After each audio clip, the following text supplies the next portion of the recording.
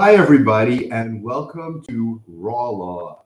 It's with me, Arkady Frekhtman. I'm a New York City personal injury trial attorney, and welcome to Raw Law. So this is the show where we are live, and we answer your questions, and we talk about your comments. And so welcome, everyone. Let us know what questions you have. If there aren't any questions yet, what I'll do is I'll jump into the chat, and I'll see what questions we have from our channel. And then once we get questions in the chat here live, we could, we could answer your questions. So let me see. Let me get into the channel here. And then I will see what questions are in the channel. Let's see. In the channel, we have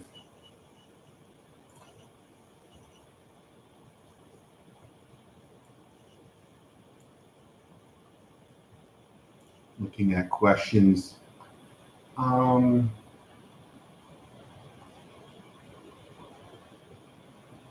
Here's a question from yesterday, about 20 hours ago. It says, do you know how long would it take to get back on the trial calendar for the ultimate trial to take place after your case has been disposed of? Yeah, so if your case was disposed, that means the case was kind of like, resolved or taken off the trial calendar. So then what you have to do is you have to get it back on the trial calendar just by filing a motion or a stipulation. Now, to get back on the calendar, if it's a stipulation, they'll do it right away, right? Because both parties, the plaintiff and the defense lawyer, sign, and it's a stipulation, so they'll just put it back on the calendar immediately. If it's by motion, because the other side is not agreeing, it could take a little longer, maybe a month or two for the judge to decide the motion, but it should be also, granted unless it was disposed of on the merits, right, or with prejudice. Then it's a problem because then the case is actually disposed or dismissed. Then you can't do that.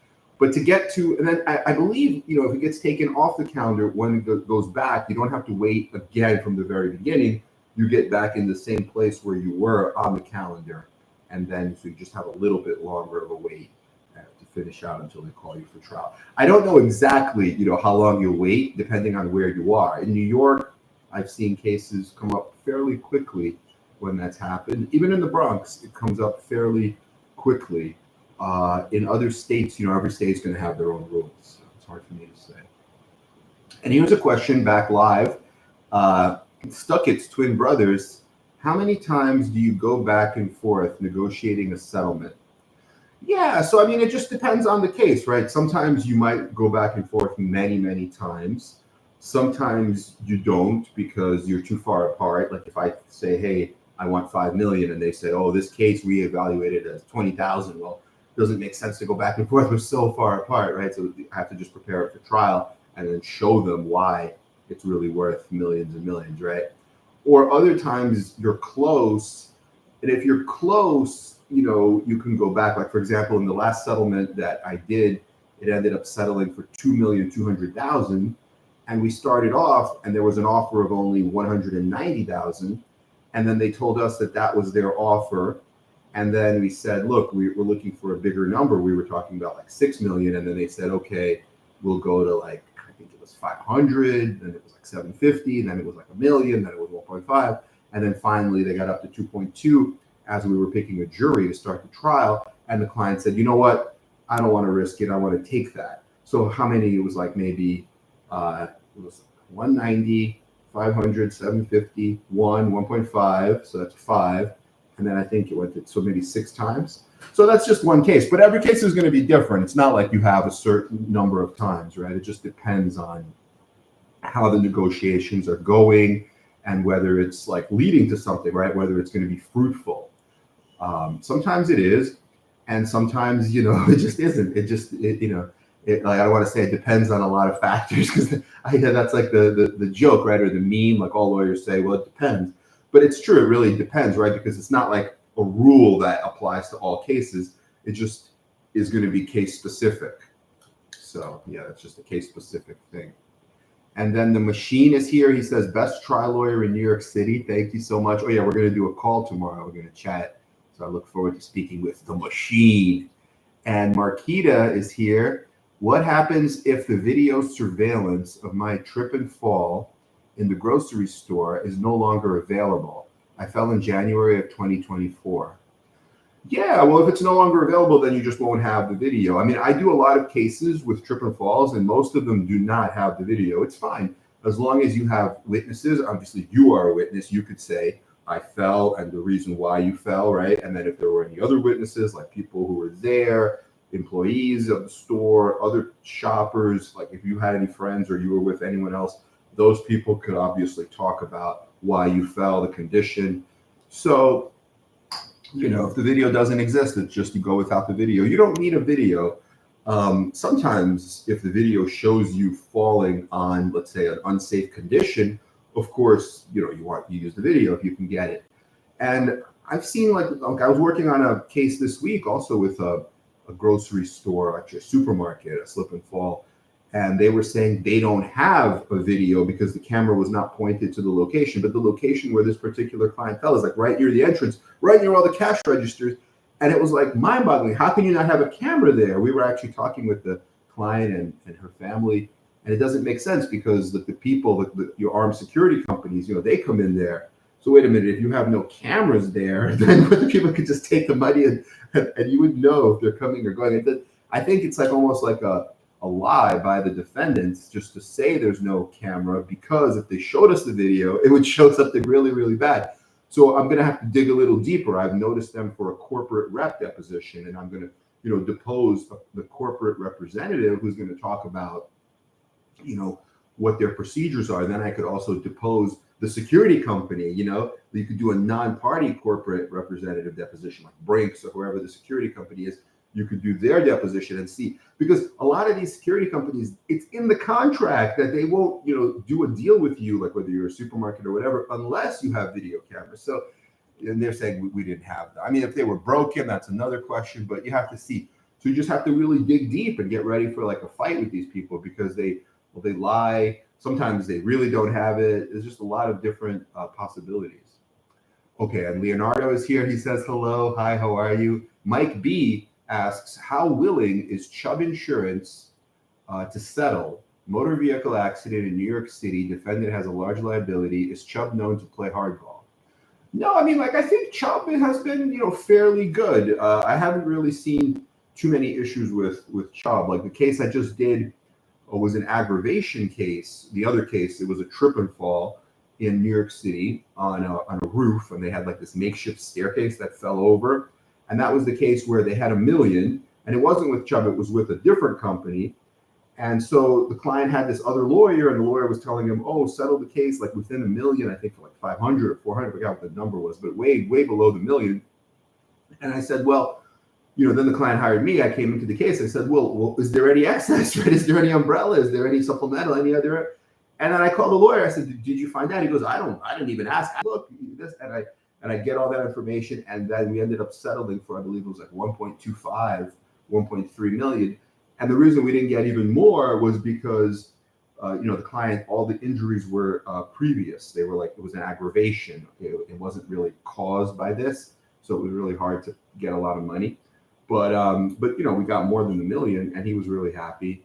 But yeah, like Chubb, and I'm seeing Chubb again, like in the case I just mentioned. I think I saw Chubb with a trip and fall. That was also Chubb. I'm seeing Chubb with like these $25 million policies, which, I'll take it. 25 million, we'll take that.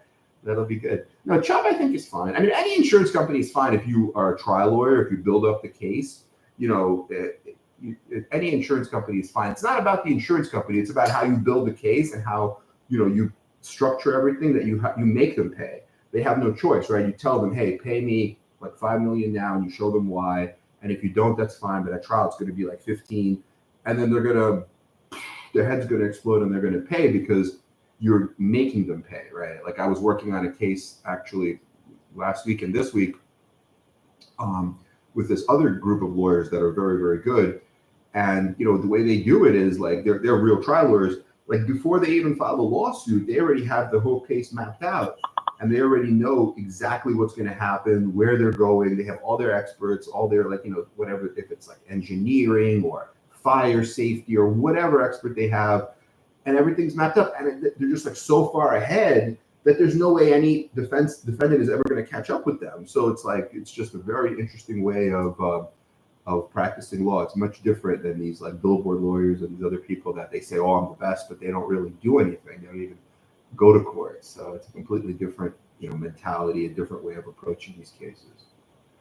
Okay, but I think, yeah, Chubb should be fine. And by the way, if you need a consult, just text me 347-566-9595. I could go into the case file. I could read it. I could tell you specifically what's happening in the case file. I could look up the lawyer handling the case, give you their prior verdicts, settlements, whatever you need. However I can help, I'm happy to help in whatever way I can. So yeah, absolutely. But yeah, Chubb is usually very good from what I've seen. And here's a question from Azad Khalid. Is end of the year the best time to settle? Do adjusters like to start fresh from the new year? Yeah, I mean, end of the year is a good time to settle. It's kind of known as the settlement season because the adjusters are writing off a lot of these cases from their books. They're like, writing it off like tax write-offs. So yeah, it is a good time. I mean, I don't know if it's still going on because we're getting so close to the holidays. It's only a few days. It was like a few days next week. It's already like Christmas. So I don't, but you could still maybe try. And yeah, I mean, next year, obviously, it's going to be a fresh start. But I don't really see them not settling, let's say in January or February. It's just that maybe towards the end, it's a little bit better. Although this year we were having our holiday party last week and we were chatting and they said we didn't really notice like a settlement season this year. We settled a bunch of cases, but it wasn't like a season where, we saw this huge, influx of settlements towards the end of the year. So, you never know. And Marquita says, I have cerebral palsy and need an SI joint fusion. I'll need future care. I researched and presented a life care plan to my doctors. They signed it. Is that valuable? Yeah, absolutely. A life care plan is very valuable. That's going to be all your needs, like a plan for the future, all the costs. I don't know if you have a lawyer representing you or if you're doing this all by yourself, but feel free to text me. I'm happy to chat. And I'll try to give you some advice either way. And, just reach out. It's 347-566-9595. And Joe says, hey, Arkady, just wanted to reach out to you to see if the attorney has reached out. You recommended him, and I think he wants to know if you want to be part of the case or part. But yeah, no, I'll reach back out to him. He might have emailed our office. I'll reach out and I'll see. And yeah, absolutely. I'll help in any way I can. I'll work with him. And then Higher Credit says, what happens in mediation with clear liability in a treble state? Meaning, does the defendant usually offer more because of exposure? And how does mediating with two defendants work? So liability is good. I mean, if you have clear liability, obviously that's in your favor. I'm not sure what you mean in a treble state. You mean like treble damages? But why would you have treble damages? Usually treble damages are for specific reasons. You know what I mean? Like, for example, if it's a deceptive trade practice, I know there's treble damages for that, or some kind of, fraud or something. But in a regular personal injury case, you wouldn't get, there's no such thing as a treble state for personal injury. But yeah, and to answer your question,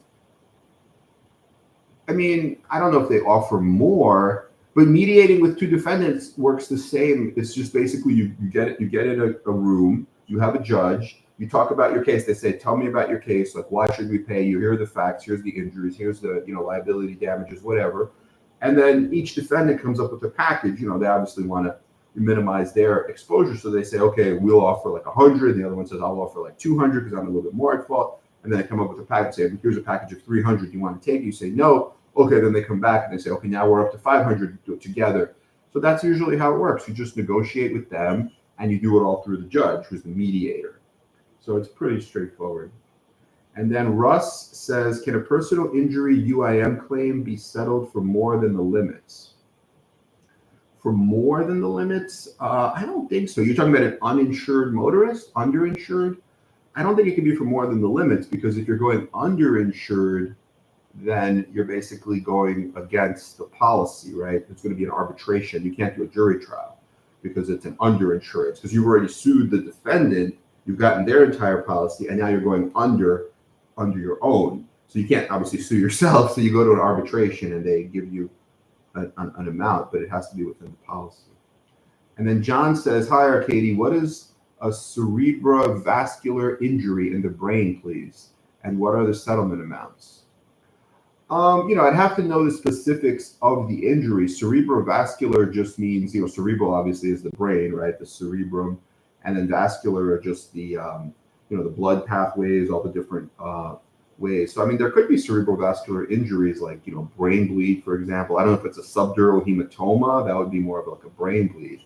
Cerebrovascular is more of a general term, so we'd have to know the specific injury that you have.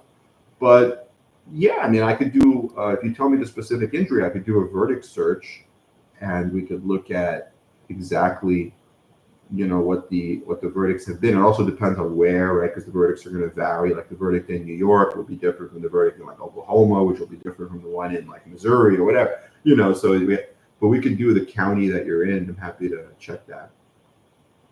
And Aquatic says, hey, Mr. Arkady, good to see you and thank you for what you do. What's the average amount attorneys normally negotiate down after a settlement has been reached concerning medical liens? Oh yeah, so medical liens, there's not really an average. The way it usually works is it depends on the type of lien, right? Some liens are federal, like Medicare. Those medical liens, you can't really negotiate. You can still get them down, but not so much. Workers' comp, also you can get them down. But if you're talking about just private doctors, like if you're negotiating with a provider, they're going to say, well, I gave you this free treatment, right? I treated you for 2 years, whatever, physical therapy, whatever you needed, and it was free. I never got paid. So now my bill is like $30,000. So you asking me to take a little bit of a discount because the case settled for less money. We were expecting the case to go for $1 million, but it only went for $300,000. So I understand the client wants to get a certain number in his or her pocket. So therefore, instead of $30,000, I'll go to 20, something like that. You could talk to them. There's not really an amount that all people, it's just whatever they agree to. Some people are more like, stingy or whatever. They're gonna be like, no, I need all my money because I did you a favor, right? Other people are gonna say, well, I understand, but it's kind of like dividing a pie, right? Everybody wants a piece of the pie. So if you got a big pie, like if it goes $1 million case, they're gonna say, I want all of it or I want most of it. If you have a little pie, like you settle the case for like 30,000, well, 10 goes to the lawyer, 20 goes to the client. Now out of the 20, you got to pay medical liens. They have to come down because the client has to get something. If the client's not going to get anything, why would they even settle, right? They'll just go to trial, or, they want to get most of the money, the lion's share in their pocket because they're the client. So it's just, that's how you usually try to come up with an answer on something like that. And then let's see, what other questions do we have? Here's a question. Does mediation normally settle for approximately 40% of the demand amount, or is that a good valuation in a super conservative venue? So I'm not sure what that, no, mediations don't settle for anything, right? Mediation is just a chance to settle. So you come to a room, you have a judge, but it's non-binding, meaning like whatever happens, they might give you money. And if you're happy with the amount, it's just like a contract, right? Like a settlement, meaning they give you, let's say, 100,000. You're happy with 100,000. You shake hands, and then you get the 100,000. It's like a contract. If they give you less, like if you're looking for 100,000 and they give you 5, and you say, "Why'd you waste my time? You made me come here. I paid $600 an hour for this judge. I'm sitting here for 2 hours for 5,000. Forget it. I'm going home, and then we'll see you at trial, and we're going to get more at trial, right?"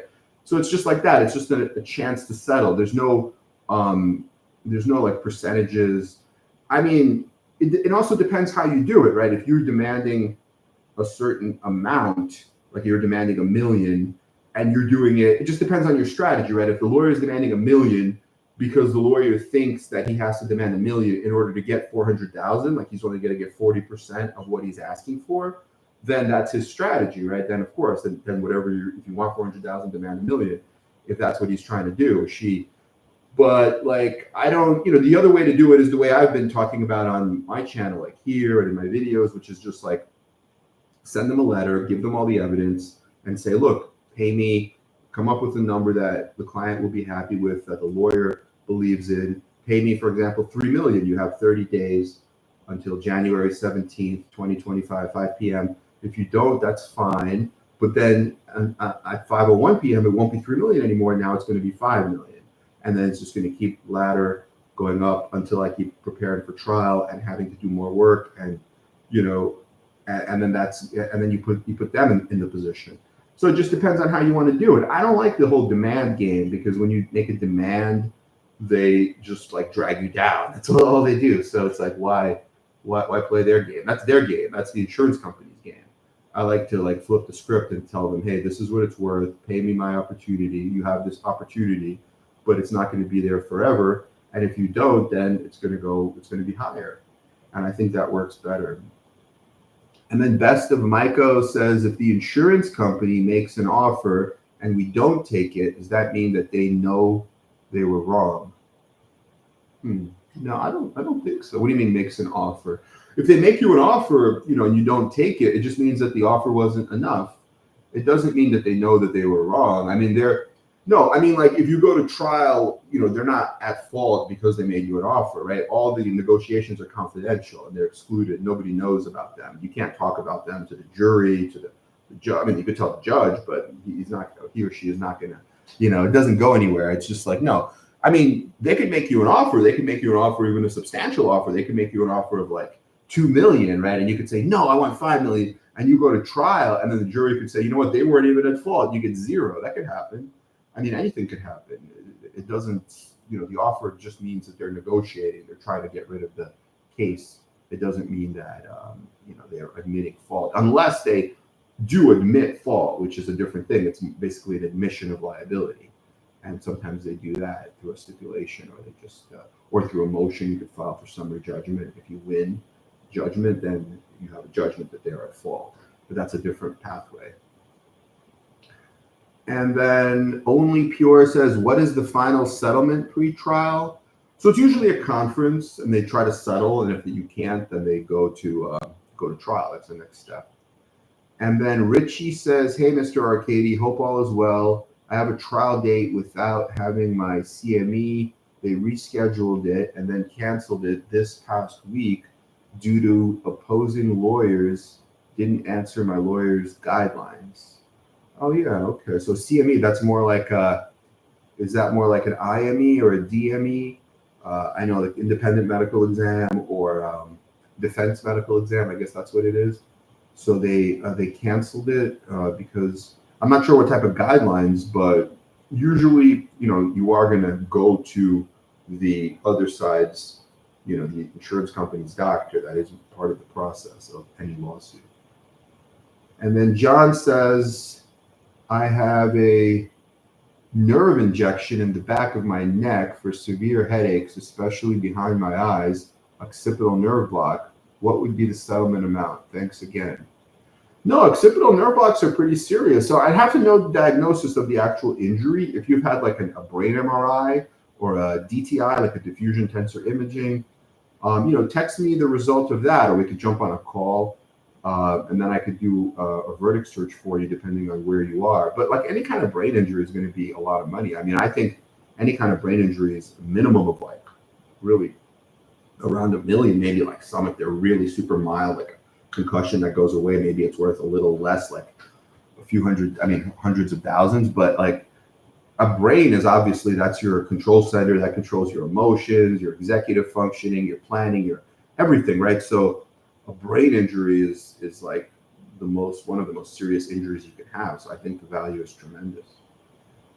And then Richie says, questions they can ask me in my CME. Yeah, well, if you're talking about like the IME, like, the DME, the medical exam, they could just ask you, they can't really ask you too many questions. They could just ask you like, when did you have your incident? What medical treatment did you have? And then basically they could do tests like range of motion of your neck, of your arms, whatever body part is hurt. That's usually what they do. Usually those exams are fairly quick. I usually send like what's known as a watchdog, somebody to accompany the client and take notes about everything they ask, everything they do. And the doctors write these reports, and they make it seem like they examined them for like, hours or days, and they have 7-page reports. But then the actual exam was only like 9 minutes or something. It's like the whole thing is like, and I think a lot of the time they just say, oh, this is degenerative, this is not related. It's almost like they have the same letter and they just plug in other people's names. So those IMEs, they're not really independent. And then Miriam says, hi, how are you? And Richie says, should I be worried or will they try and settle the case even though trial is set in April of 2025? Yeah, I mean, most cases do settle. Of course, some cases will go to trial. It just depends on what's been happening and the how the negotiations have been going, the offers and the, what you've been looking for and how much they've been offering you. And then Wayne says, hi, Arkady, what are the negatives to winning and pursuing an excess judgment compared to the positives of accepting a policy limit if offered? Yeah, so I mean, if you accept a policy limit, then you get the money. It's like a contract and they have that money. So they're paying you the actual, money. Now, if you get an excess verdict, they could appeal. They could say that's high.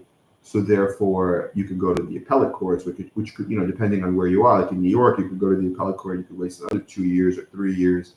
And then who knows what they're going to do? They could say, you know what, that's too high, come down, or do another trial. And then, you don't want to do that because then you're basically starting over, right? That you just do another trial. But every time you do a trial, you might have to spend like $50,000 and all the time and all the effort. It's like, you can't do that all over again. So yeah, so I mean, settling might be a good idea. And then MJ says, can a high-low agreement settle before trial? You mean, can you settle if you have a high-low agreement? Yeah, you could still settle. A high-low agreement wouldn't settle. A high-low agreement just means you have parameters. So for example, you're doing the trial and then you say, well, if we get 0, there's still a low, like for example, 20,000. And if we get like, 100 million, well, there's a high. A high is like 2 million. So then you're within those parameters. So if the jury gives you 100 million, you're just going to get the 2 million, the high. And if the jury gives you 0, you're going to get the 20,000, the low. Whatever parameters you set, like you have to agree on them with the defense counsel. So that's how it works. So you could still settle the case, but oftentimes you take a verdict and then, with the high-low, and then the high-low just helps you kind of like navigate and steer everything. And then Mike asks about a lawyer. I don't really talk about, lawyers on the live, but you could just text me. I'm happy to chat, 347-566-9595. And then digital, good evening, super lawyer. Do you know how fast the 2-level ACDF can typically fuse? Oh, how quickly it fuses?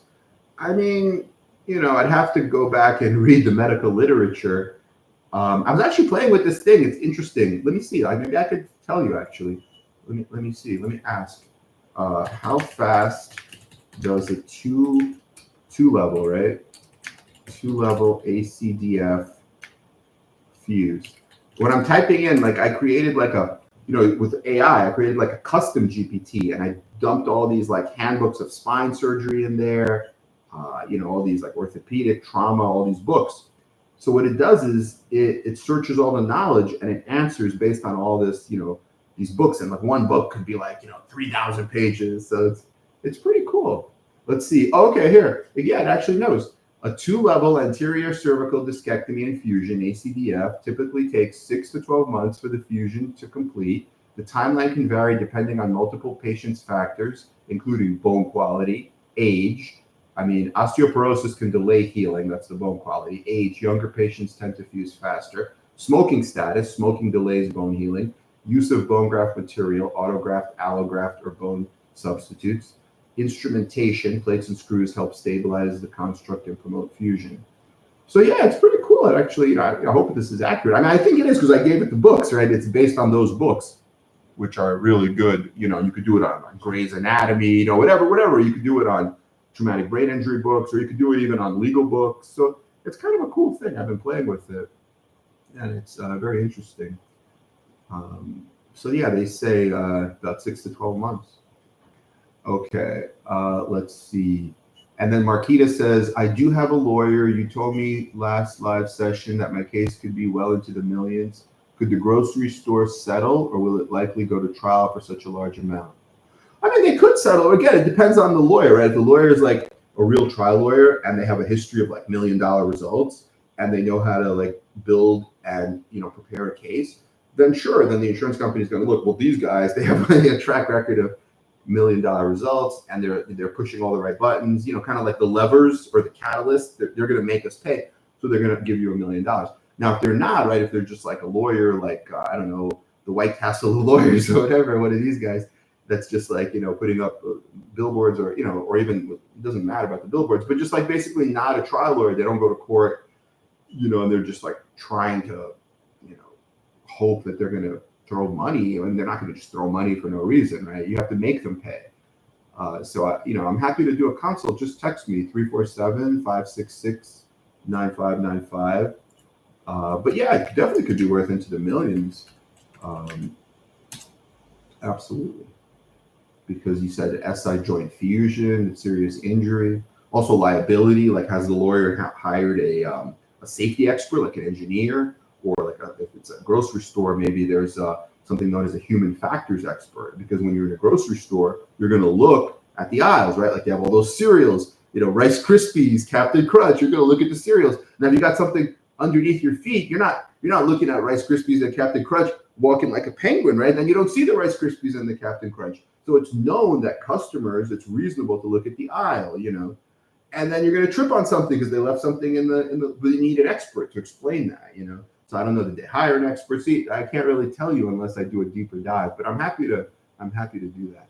Okay, and then James says, "Hi, I have talked to you before about my slip and fall case. It's almost been a year since my accident. Nothing has been done. I had arthroscopic surgery for a torn cartilage, and I had 8 pieces of broken removed, but I know I need a total knee replacement. How much is it worth, and why is my lawyer taking so long?" Yeah, I don't know. Like, I couldn't really say why the lawyer is taking so long. But yeah, just text me again. I'm happy to chat with you. Maybe, I could go over it. If it's here in New York, I could look it up and tell you exactly what's happening. If it's not in New York, I could maybe, recommend somebody in that city for a second opinion. I'm happy to help. I know a bunch of really good lawyers pretty much almost everywhere now because I'm getting a lot of calls, and I've been actually, what I've been doing is checking the verdicts, right? Like, for example, somebody called me from like El Paso, right, Texas. So I go to El Paso, verdict search for that kind of case, like a car crash with, let's say, a fusion, and like who's gotten the biggest verdicts. And then, those are the lawyers that I would then recommend to the person that called me. You see, and it could be true for anywhere, right? Chicago, Florida, Miami, whatever, like Cali, Los Angeles. So it really works because these are the proven like best lawyers. You go to the the Westlaw, the Lexus, the verdict search, and you see, hey, these are the people that have gotten the biggest verdicts. Those are the people I'm recommending. So yeah, absolutely. I'm happy to help. Joe says, should I go alone to the doctor requested IME by the other party, or with my lawyer or a nurse? If you could go with like one of these watchdogs or a nurse, that would be good. I don't know if the lawyer is allowed to go. I'm not sure. I mean, it depends on the jurisdiction. In New York, they don't usually send a lawyer because then the lawyer becomes a witness, and the lawyer can't be like an advocate and a witness at the same time. So maybe like either a nurse or one of these watchdogs. In some states, you might be able to like, audio or video record it. That's even better. And then Miriam says, how significant does a disc bulge have to be for the fluid to be leaking out? I'm not sure exactly. I mean, a disc bulge is usually when the wall of the disc just bulges out. So it's not a herniation. A herniation is when it's actually an extrusion or a protrusion. That means it's like exploded or herniated, and now the liquid is leaking out, touching the nerve roots. But a bulge could make the wall like bulge out, and if the wall bulges out, the wall could then, be touching the nerves, because the nerves are all right there. There's not that much space. So it could still be a significant injury where you need pain management, like injections, epidurals, or percutaneous discectomy. It could still be significant. It's a pretty serious injury, of disc bulge. And then the hanger says, when you combine 2 cases, how does that work? Do they communicate with each other to decide what injuries were by which accident? Yeah, exactly. If you combine 2 cases, they're gonna you're gonna have to. I mean, you could even take 2 cases to trial and say, look, it's unclear because they happened like back to back or whatever.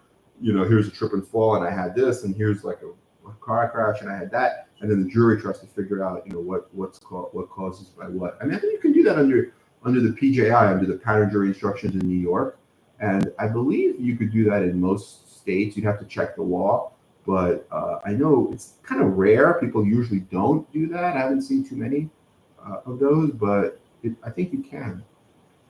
And then JRM says, awesome content. I've been learning a lot from your channel. Oh, thank you so much. Thank you. That's awesome. And then MJ said they already sent over the low. Oh, about the high-low. So they already offered you more than the low. So yeah, so you could settle it if you're happy with the amount that they're offering. And then Joe says, is it normal to get such a different diagnosis? What I mean by that is one doctor says I'm experiencing pain because one leg is shorter than the other, but another one is telling me what I think is a ruptured disc. The pain is very severe, and the fact that the doctor would say that one of my legs is longer is nuts. Would you agree?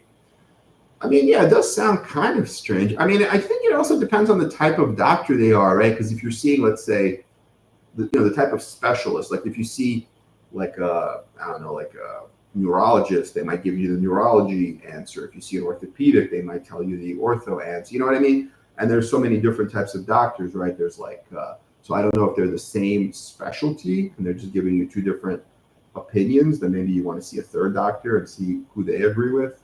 But yeah, that is kind of weird that they'd be giving you such different opinions. A leg shorter than the other. Yeah, I haven't really. That's kind of odd. And then the other one is saying that it's a ruptured disc. I mean, if they've done an MRI and they could look at the disc, if the disc is like ruptured or herniated or bulged, then that's probably a more likely scenario. But I'm not a doctor, but it sounds more likely. And Digital Audit says, wow, thanks, Arkady. Impressive to see GPT used this way. Yeah, I thought that was cool too, because before I was always just like saying, hey, can you help me like write something? And it's good for writing too, but this is interesting. And now they have other GPTs that actually, I believe, like help lawyers. I was testing one. I have to actually play with it again tomorrow and Thursday. That helps lawyers write things like letters, or helps lawyers write complaints, or and it actually, you could put in like 4 or 5 documents, and it'll like put them together however you want. You could talk to it like to the AI. So it's a lot of advances coming with this AI. It's pretty powerful stuff. And actually, you could even give it, for example, a transcript of a trial. If there's a lawyer who did a really good job, and say, create an outline based on this transcript, but for another case. And I think it could do that too. Although you have to obviously check it, and I've actually tried it like by putting in a case file but keeping it private, because it's a custom GPT, so it's private. No one else can see it. So you could put in a case file, like for example, a police report or a little statement of what happened, an injury like operative report, or in New York we have bills of particulars where everything is listed, right? All the injuries are listed, and then you could say, hey, based on this, give me an evaluation of liability, give me a medical timeline, and it did that for me. But it was like kind of, I feel like it was kind of like bare bones, like very, kind of like just very basic. And then it also even wrote a letter for me, like a settlement letter, but also was kind of very basic. So maybe it needs a little bit more training, and then in the future it could do more. Okay, and then let's see. Joe says, not to be too lengthy, but we are due for surgery consultation next week. I think I'm on the right track. Oh, that's good. No, good luck. And then the machine says, are you familiar with Section 32 in a workers' comp? Yeah, I mean, a Section 32 basically means that they're settling the workers' comp. So when you start with a workers' comp case, you're getting, your lost wages, and you're getting your medical bills paid. Now, obviously, when your medical bills get paid, you don't get that money. That money goes to the doctors who treat you, the hospital, the doctors, the providers, right? So it's for other people to give you care. But for yourself, you're getting lost wages. So that's good. So what they do is, if you're getting it, let's say a check every 2 weeks, they stop that. And then they give you a lump sum, like $100,000. But now you got a big number, like $100,000. And then I think they call it a spend down. So they wait as if you were getting the smaller check every 2 weeks until the 100 grand is spent down or gone. And then you maybe could continue with the smaller periodic payments. But I'm not positive because I don't really do workers' comp myself. This is just what I've learned speaking to other lawyers, handling these cases over the years, but that's not my specialty. And Dwayne says, how long does it usually take to get the check after the release is signed? Oh, usually just about, 30 days or so. It doesn't take too long, usually. I mean, unless there are liens or something to hold it up. And then Master says, Arkady, thank you for your time and attention helping us through these ambiguous moments.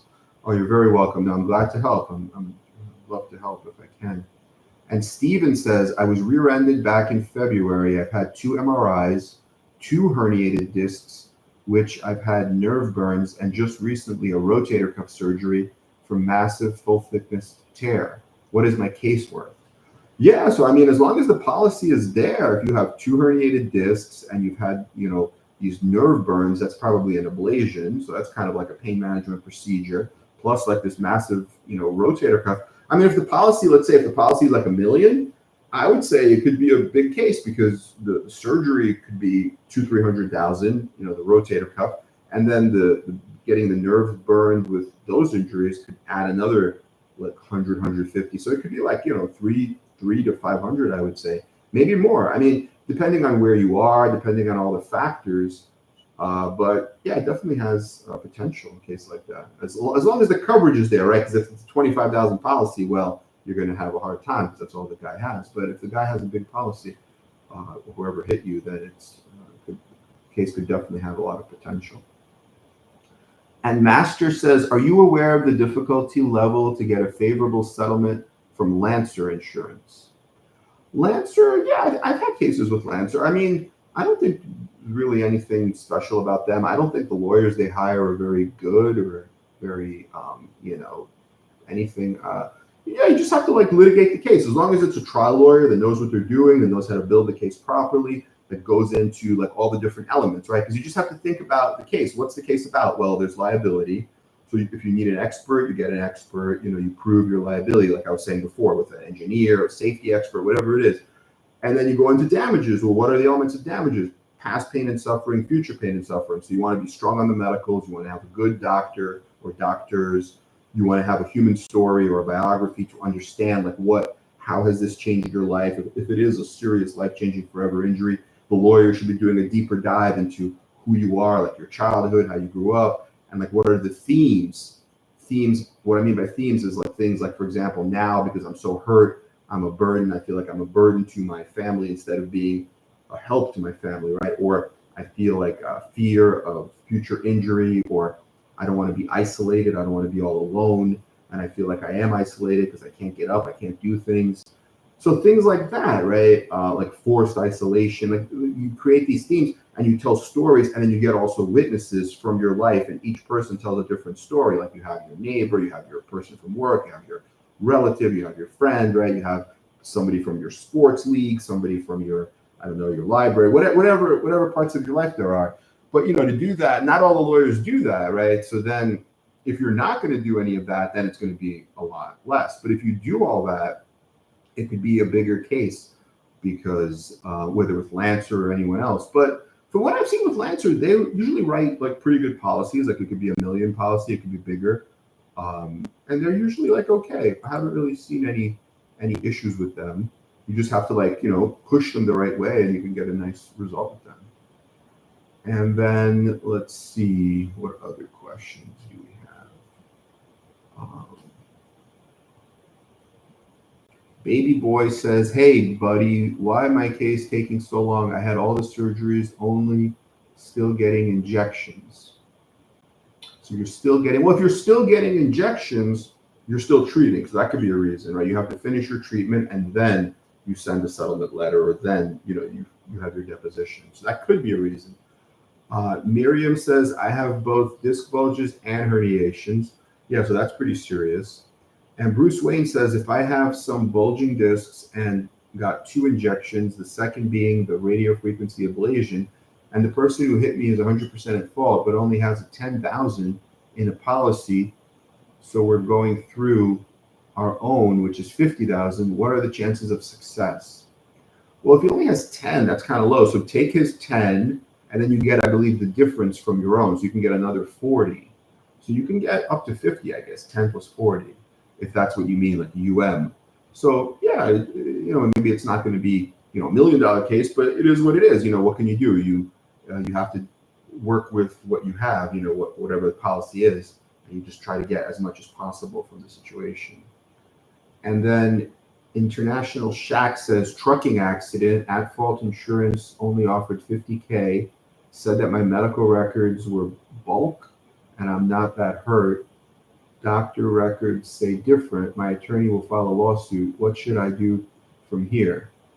Yeah, I mean, just, if you like your attorney, if you feel like you're confident in them, if they're doing a good job, if they're a trial attorney, if they have a track record of, $1 million results, then just stay with them, have them file a lawsuit and advise you. And, truck accident, usually they have a lot of insurance, at least $1 million usually or more.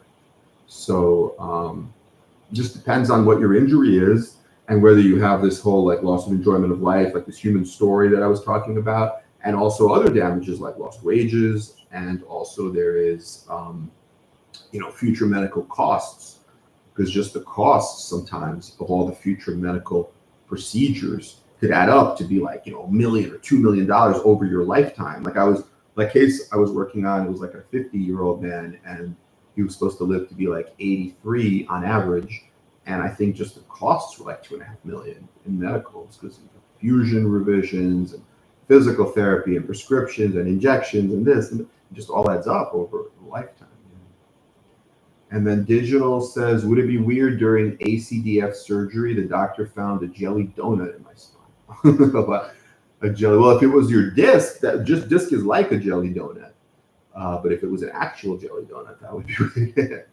Was it Krispy Kreme or Dunkin'? Okay. And Lost in Awareness says, I had 2 injuries and was treated by 2 different doctors, but at the same facility. Do you think it's okay to have one doctor say that one injury came from the crash, or do you think I need both to say it?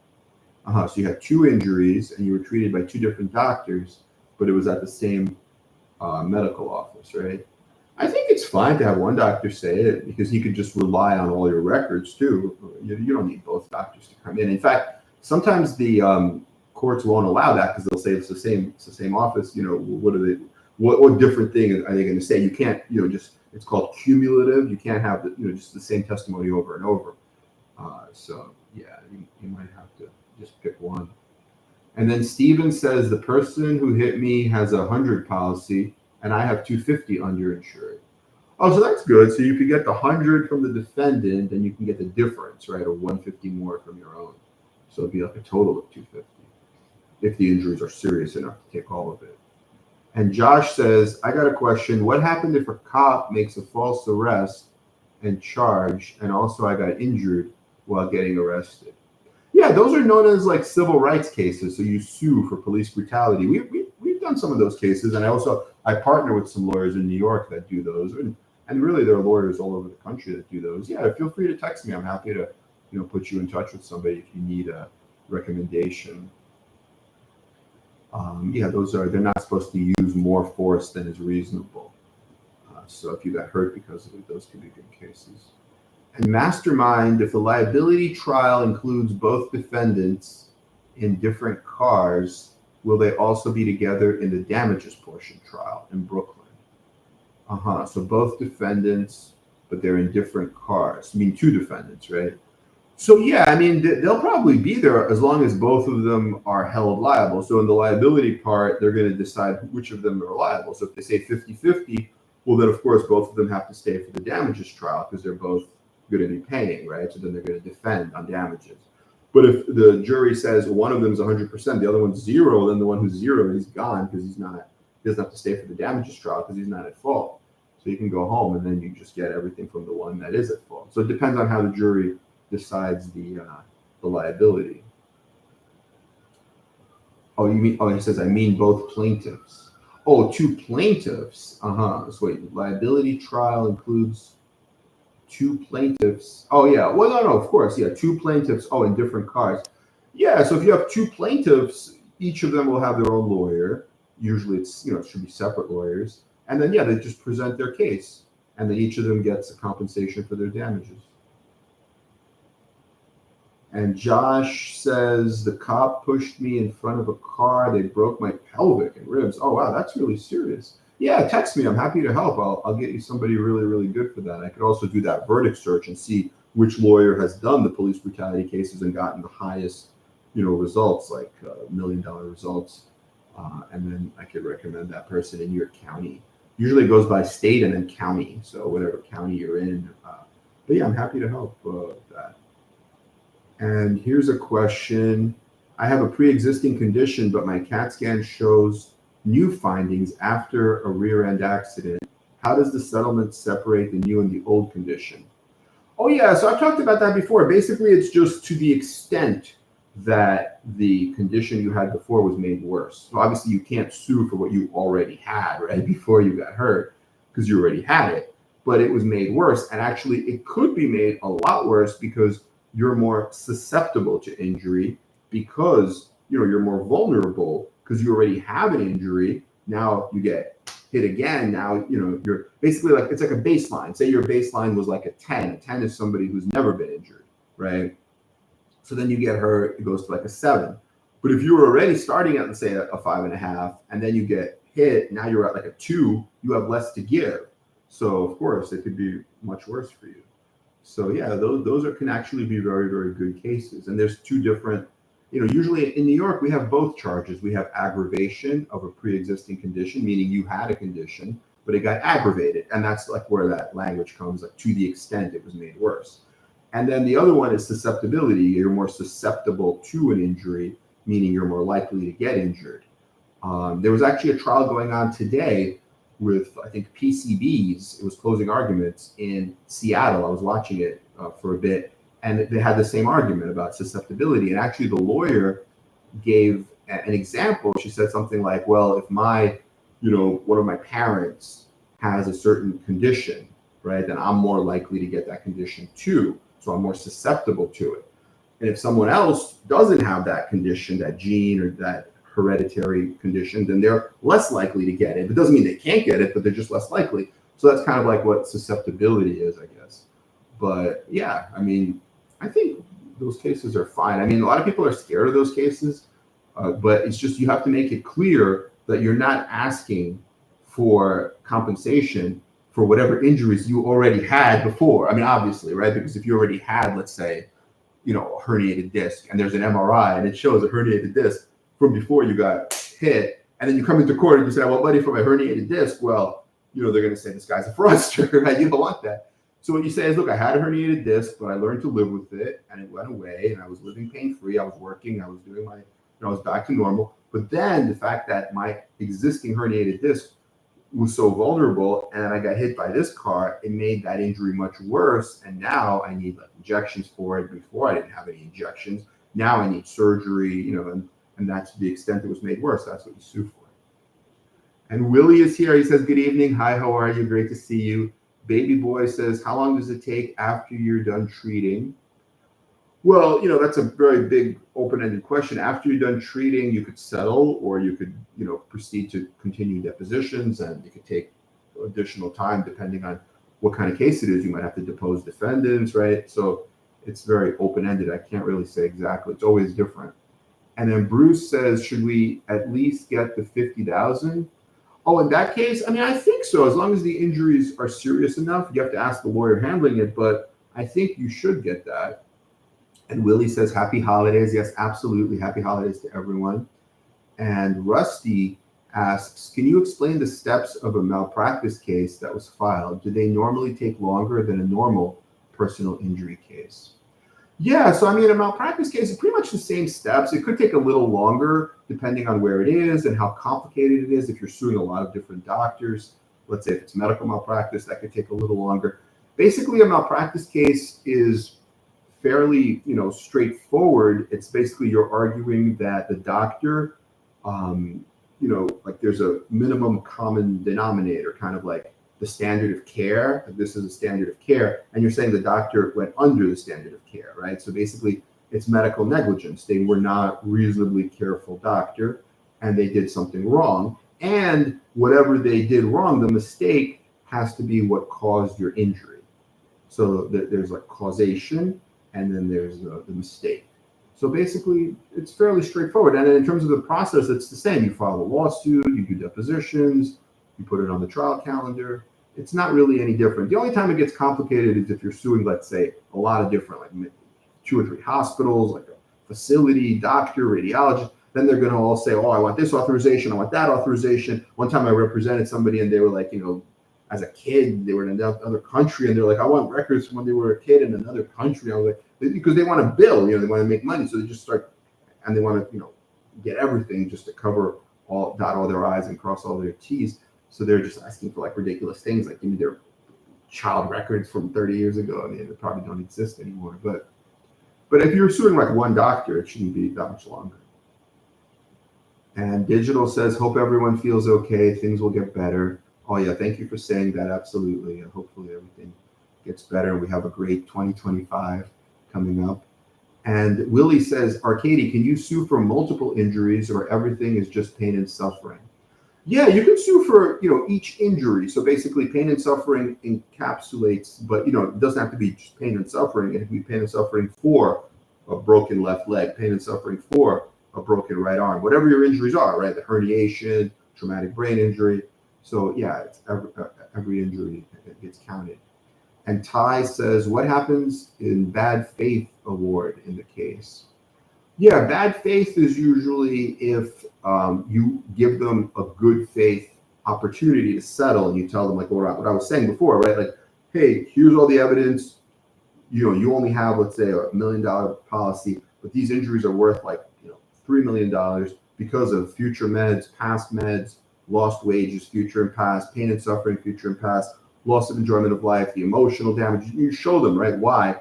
But, we'll take $1 million. We'll settle for it within your policy limits. And here's 30 days and here's all the proof. And if you need anything else, hey, tell me what you need. I'll give you everything you need. And they say, okay, they let it expire and they don't pay you and they don't make any good faith offer. Well, now you can argue, well, now the policy is open. Now, if I go to court and they give me more than $1 million, they give me $3 million, I could take the whole $3 million, even though you only have $1 million policy because you're in bad faith. So some states have that law, like Oregon has it, California. Some states, like New York, it's much harder. Lost in Awareness says, how likely is a second mediation to settle? And if you're starting close to $1 million, what's the least you'd recommend your client to take? I mean, second mediation, I think, is more likely than the first. If you're starting close to $1 million, I mean, if you're looking for $1 million, I mean, why? Well, see, like that's the other way of thinking, right? Like you're saying, like, oh, if you're starting close to $1 million, how far down should I let them drag me? But why? Just come in there, say $1 million now, pay me $1 million. If you don't, that's fine. But when I go to trial, it'll be $5 million, and see what they do. If they don't pay you the $1 million, go to trial and get $5 million, or get as much as you can. I like to negotiate from a position of strength. Don't be thinking like, oh, what's the least I should take? Because that's what they want to do to you, right? That's their game plan. That's the defendants. That's the insurance company's game plan. And Master says, if I have a 2-level fusion, do I have to explain how this has affected my life? I would think it's obvious. No, you do have to explain it. I mean, of course, because, remember, the jury doesn't really understand medicine. They're just people. Some people may understand medicine. You might get a doctor on your jury, but it's unlikely. Most people might not understand it. You have to explain how it affected your life, right? Because the more you explain that's what people connect with. That's what people kind of understand, and you want that empathy. You want people to be thinking, even though you can't say, imagine this happened to you, right? But if you start talking about your life, your kids, your friends, well, guess what? People on the jury, whether it's 6 people in New York or some states have 12 people, they're going to start thinking, oh, what if that was my friend? What if that was my child? What if that was my spouse, right? And that's where you get emotions, and that's where they kind of are with you and want to give you money, and you want money, right? So that's like, you have to do that, I think. And Josh says, how much my case should pay? How much? Well, that's, I don't know. You have to ask your lawyer or whoever's handling it. Ben says, my no fault exhausted and provider is taking me to court to settle for $1,500 medical debt. What are my chances? I'm in New York. Medical debt. I'm not really familiar with medical stuff. I mean, if your no fault is exhausted, the lawyer should just work out a letter of protection. Why would they take you to court? It doesn't make sense. Just put it as a lien on the personal injury case, or maybe you could just pay it somehow through, or just have insurance cover it. There's a lot of different things. There's APIP. You'd have to do a deeper dive into that situation. And Digital says, are trial calendars open to the public or just lawyers? Yeah, most trial calendars should be open to the public. And then Bruce says, amount is to reduce the meds from 50,000, and thanks for the help. Reduce the meds. I don't know. It just depends on what the meds are. You'd have to negotiate the meds and maybe, and Willie says, if my lawyer doesn't fight more aggressive for me the coming 2025, Arkady, you will definitely get a call from me. Oh yeah, sure. No, I'm happy to help. Just let me know. The only thing with that is if you have somebody and you're thinking of switching, it's always best to do it as early as possible. Like I was saying before, it's best to do it right in the beginning. But like the more one lawyer works on it, then it's going to be really hard to get anyone else to touch it, because then, the more the lawyer, even if they're doing a bad job, right? But the fact that they have it for a period of time means that they're now going to take the entire legal fee. And then the new lawyer, they might be great, but it's not going to be financially, it's not going to make sense, because they're going to do all this work, but they're not going to get paid. They don't want to do all this work, do trial prep, do a trial, but then have to give all the money to the first lawyer who just kind of sat and did nothing. But that's how some of the laws are, because of the time that they're working on the case. So it's always better to do everything as early as possible. And Planet says, how long after a note of issue in a roundup case, mass tort, would a trial date be issued? Oh yeah, but you have to check the case scheduling order for that particular case, because a roundup, that's a specific, very specific case. So the judge should it should be in the case scheduling order, like when the trials would be, if it's a, I don't know if it's a bellwether or if it's one of the other cases. I would think, like, because they've had roundup trials, a lot of the roundups have settled already. But if it's another case that hasn't settled and is going to trial, you would have to ask the lawyer handling it. And then King says, before the accident, I was working rideshare, part-time small business. If they ask me, do I have another job than the rideshare? What should I say? Part-time in a small business where they paid cash. I mean, it's always good to just be honest and explain what you were doing and how it affected you. But I would, defer to your lawyer on that. And then Hassan says, the IME, the insurance doctor said pre-existing injury, herniated disc, because I saw a doctor for a sore back, but never took any MRI that shows any herniated disc. Never injured myself. Any idea? Well, they always say that. They say that for everybody. They always say it's degenerative. So you just have to explain that it's not. It's from this. That they always say that. That's their defense to everything. Mastermind says, one thing is for sure, the fight for true justice is a marathon. Yeah, no, it's true. It is hard, unfortunately. And Kevin says, do you have to be there during mediation and trial? I mean, mediation, no, but trial, yeah, and you should. And maybe it depends on the case, right? If it's like some traumatic brain injury case and you're not able to, you have this injury, you don't have to be there. Maybe you come in like for the closing or just for the opening. You don't have to be there all the time if you have some kind of disability. Mediation, you don't have to be there. But in general, in most cases for trial, I mean, you should be there. Because then the other side will say, look, they're not even here. They're asking for like millions of dollars, but they're not even here. They're off like, suntanning or whatever. That's not going to be good. And then Max says, can a bar be liable for negligent security if their security allows two drunk patrons to follow an Uber driver off the property and later shoot him because it's off the property? I mean, you'd have to get into the specifics of exactly what happened, but I know some lawyers that actually specialize in those kinds of cases, negligent security. So feel free to text me. I'm happy to get you a consult. And then Marquita says, I have a PhD and my injuries from my trip and fall have prevented me from traveling for work. Will that increase my settlement? Yeah, of course, if you can show lost wages, plus like the fact that it's interfered with your life. And Max says, I wish you were in my state. I would hire you in a heartbeat. Oh, thank you. No, but I may know somebody in your state as well. I might be able to help you. If you need help, just text me. And then Digital says, why is FOIA requested body cam blurred out and redacted when the drunk driver is an adult? That I'm not sure about. Body cam is blurred out. Yeah, that I'm not sure about. I mean, I guess it depends on some local rules, maybe. And here's a question. If my attorney sent a demand months ago and the insurer didn't counter, but costs have risen, can we raise it? My attorney says it may hurt negotiations. Yeah, I mean, it depends on how he structured it, right? Like if he did it the old school way, which is 99.9% of how people do it, and he already said, my demand is like 100, you can't really turn around and say, well, my demand now is 200.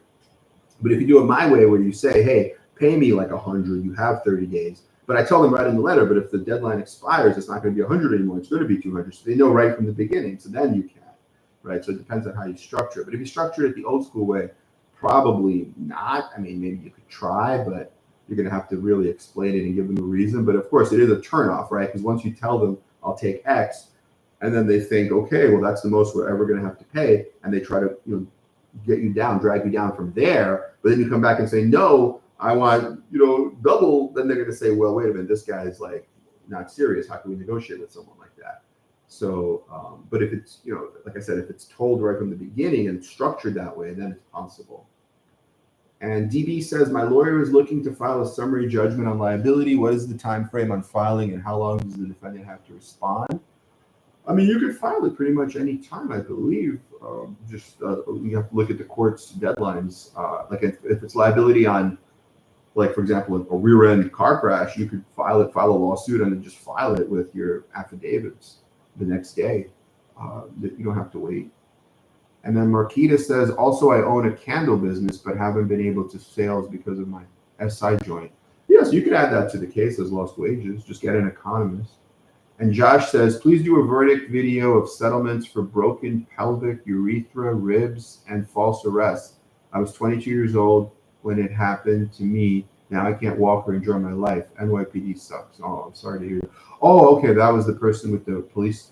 Yeah, just text me, 347-566. I'll get you somebody. If you need a lawyer, I'll get you some. I actually know somebody really good who does these cases and gets like really massive, like multi-million-dollar results. They specialize in police cases. Okay, I have to run, but thank you, everyone. Please have a happy holiday. If you're injured, I'm sorry, and I hope you get a smooth and a full recovery. If you have a case, I hope you get full justice in your case. All the best to everyone. We'll try to do another one maybe later this week, and I'll try to do some more videos for everyone. Okay, everyone, have a great day and have a great night. Bye-bye.